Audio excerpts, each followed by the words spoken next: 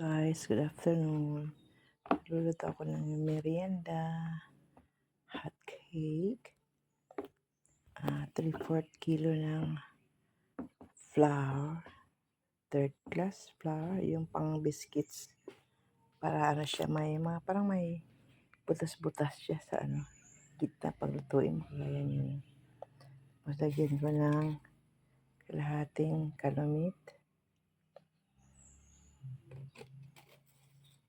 At isang pakiti ng Bear Brand powder na gatas, 2 itlog, 7 kutsara ng brown sugar,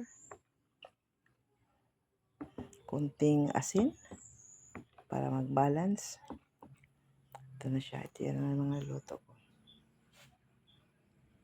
Nilagyan ko pala ng nilagyan ko ng margarine or butter para maging malambot cake.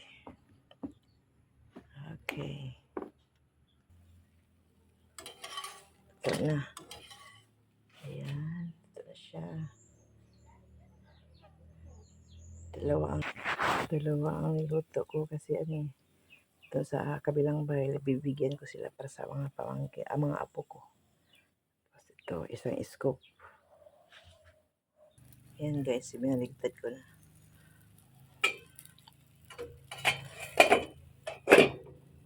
Dapat yung magawa sa probinsya eh. Kung wala pang hinog saging, iba. Ganyan siya guys, so. Pag may halong itlog, ayan, mag-bubbles siya. May mga butas-butas. Ibig sabihin, good ang pagkatimpla. Ayan. Kasi malambot yan.